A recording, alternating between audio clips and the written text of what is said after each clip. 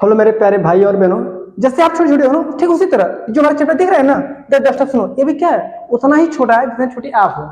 बहुत ही छोटा चैप्टर है, बहुत ही आसान चैप्टर है। आज इसे हम पढ़ेंगे और आज बस 5-10 मिनट लगेंगे और चैप्टर का जो हमारा खत्म, बिल्कुल खत्म होने वाला है। इसलिए इस वीडियो को काफी ध्यान से देखिएगा और सुनिएगा। और यह चैप्टर से आपको, इस चैप्टर से लगभग हर साल पेपर में क्या किए जाते हैं, प्रश्न पूछे जाते हैं। और क्या, या तो सेंट्रल आइडिया या तो पोएम 4 लाइन का। तो आप क्या कीजिए, इसे पढ़िए और बहुत ही आसान चैप्टर है, आपको सारी चीजें समझ आ जाएगी। चैप्टर का नाम क्या है, द डस्ट ऑफ स्नो। क्या नाम है, the dust of snow. Dust मतलब होता है धूल यानी कि कण, ऑफ मतलब कागे के, स्नो मतलब क्या होता है हमारा बर्फ, तो बर्फ के कण। ये चैप्टर का नाम रहा। लेखक इसके हैं रॉबर्ट फ्रॉस्ट। क्या है, रॉबर्ट फ्रॉस्ट इस चैप्टर के लेखक हैं। लिखा है क्लास 10 की पोएट्री का फर्स्ट चैप्टर है द डस्ट ऑफ स्नो। इसको हम पढ़ते हैं। इतना आसान कोई नहीं बताएगा, सच में कोई नहीं बताएगा। मैं पढ़ा रहा हूँ ना, देखिए तो सही। ये रहा हमारा चैप्टर। 4 लाइन यहाँ पर, 4 लाइन यहाँ पर, टोटल कितने लाइन है, 8 लाइन। आपको इसी 8 लाइन को अच्छे से पढ़ना है। अब 8 लाइन, इस जो 8 लाइन यहाँ पर है, मैं अगर पढ़ाते पढ़ाते चाहो तो याद कर, पढ़ते पढ़ते याद कर लोगे, इतना आसान है। बस ध्यान से सुनिएगा, समझिएगा। The dust of snow chapter का नाम रहा। यहाँ पर ये रहे हमारे रॉबर्ट फ्रॉस्ट चचा जी। क्या है, चचा जी। और यहाँ पर हमारा रहा है पेड़, इसका नाम जस्ट अभी आगे चित्र में आ जाएगा, देखेंगे। तो क्या क्या लिखा उसको पढ़ते हैं। लिखा है द, ओ ये तो उड़ रहा है,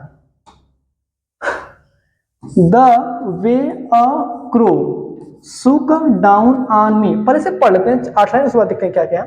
The dust of snow from a hemlock tree। यहाँ पर क्या लिखा है हमारा, हेमलॉक ट्री। तो जो यहाँ पर पेड़ दिख रहा है ना, यही हेमलॉक ट्री है। और इसके ऊपर क्या है, बर्फ के कण है। और उसके ऊपर भी क्या है, हमारा कौवा है। क्या है, कौवा। आगे लिखा है, has given my heart a change of mood and saved some part of a day I had read। ये हमारे चैप्टर जो है द डस्ट ऑफ स्नो, उसके 8 लाइन है। इसी 8 लाइन को हमको पढ़ना है, पढ़ते हैं। द वे यानी होता है तरीका, रास्ता, या फिर किसी भी तरह से, तरह, तरीका। अ क्रू, क्रू यानी कि क्या होता है हमारा कौवा। पूरे स्लाइड पर कौवा तो दिख ही रहा होगा, तो भैया हमारा क्या, कौवा रहा। आगे, द वे अ क्रो यानी कि एक कौवा। द वे किसी भी तरह से। ध्यान दीजिएगा कि जो हमारे पोएट्री की लाइन्स होती हैं उसमें क्या होता है कि कुछ वर्ड्स गैप रहते हैं। अगर हमको जब पढ़ते हैं तो कुछ वर्ड्स को अपने से अरेंज करते हैं। इसे थोड़ा ध्यान से समझिए। लिखा है द वे अ क्रो यानी कि एक कौवा, वे किसी भी तरह से, किसी भी तरीके से। सुख हिलाता है, डाउन ऑन मी मेरे ऊपर, ऑन मी मेरे ऊपर, ऑन यानी कि पर, तो मी मतलब मेरे, यानी कि मेरे ऊपर। ये जो डस्ट ऑफ स्नो के जो लेखक है रॉबर्ट फ्रॉस्ट, ये क्या करते हैं, हेमलॉक ट्री के पास आकर खड़े हो जाते हैं।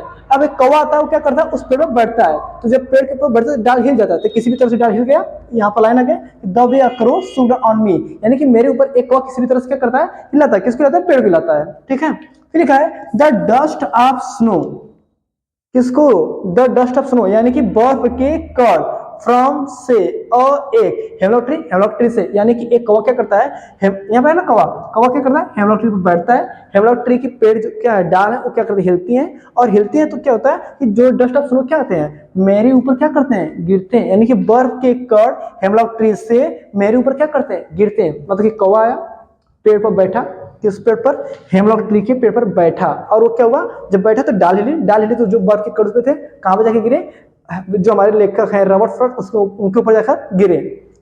ये ऊपर के 4 लाइन का मतलब रहा। ठीक, मतलब रॉबर्ट फ्रॉस्ट पेड़ के नीचे खड़े हैं, कौवा आया, बैठा, डाल हिली, बर्फ के कण गिरे, बस काम खत्म। इसके आगे क्या आने वाला है, has given my heart, has given मतलब दिया, माई हार्ट मेरे हृदय को, अ चेंज बदल, ऑफ मूड और अवस्था को। मूड होता है अवस्था, हार्ट मतलब होता है हमारा दिल, हृदय क्या होता है, दिल। ये रहा हमारा दिल।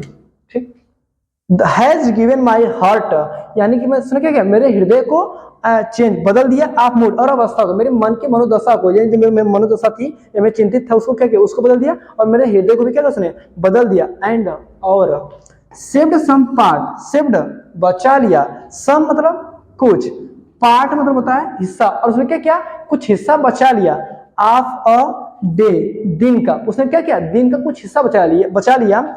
आई हैड रीड होता है दुखी, क्या होता है, दुखी, जिसमें मैं क्या था, दुखी होने वाला था।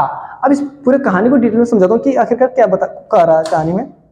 सुनो, एक इस चैप्टर के लेखक कौन है? रॉबर्ट फ्रॉस्ट, ये लेखक रहे। किसी भी कारण से इनको क्या हो गया, प्रॉब्लम हो गई, घर पर ये क्या करते हैं, रास्ते में जाते हैं, तो रास्ते पर जाते हैं तो क्या करता है कि एक पेड़ मिलता है हेमलॉक ट्री, उसके नीचे खड़े हो जाते हैं।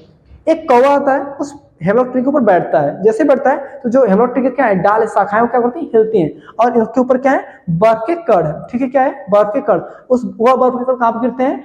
रॉबर्ट फ्रॉस्ट के ऊपर गिरते हैं, यानी कि जो हमारे चाचा जी हैं, लेखक हैं, उनके ऊपर क्या करते हैं, बर्फ के कण गिरते हैं। तो शुरुआत में जो हमारे रॉबर्ट फ्रॉस्ट चाचा है, क्या है, दुखी है। क्या है? दुखी। जब वहां पर जाते हैं, बर्फ का कण गिरता है, तो क्या हो जाते हैं, उनका जो हृदय, जो दुख है, जो मनोदशा है, उनकी जो मानसिक स्थिति, क्या होती है, चेंज हो जाती है। यानी कि दुखी थे तो अब क्या हो जाती है, बर्फ का कण गिरने से क्या हो जाती है, बदल जाती है। इसलिए कह रहे हैं कि जो मैं दुखी था तो उस कौवे ने जब पेड़ को हिलाया तो क्या हुआ, मेरी मन की दशा बदल गई और मैं क्या हो गया, सेव्ड सम पार्ट, और उसने क्या किया, बचा लिया, ऑफ अ डे, दिन का, जिसमें मैं क्या था, आई हैड लिव्ड, दुखी था। यानी कि जिस दिन के खाली भाग में क्या अब दुखी रहने वाला था, उसने क्या किया, उस कौवे ने मुझे बचा लिया। बस यही इस चैप्टर में होने वाला है। 4 काफी आसान लाइन है, इस लाइन को आप पढ़िएगा, बहुत ही आसान सबको समझ में आ जाएंगी, और इसका सेंट्रल आइडिया भी आप याद कर लीजिएगा, आपको उसको भी लेक्चर बता दिया जाएगा। अगर कोई प्रॉब्लम हो तो आप कमेंट बताइएगा। अगर ये वीडियो पसंद आए तो लाइक कीजिए और चैनल को सब्सक्राइब कीजिए, ताकि आपको ऐसे वीडियो हमेशा मिलते रहे।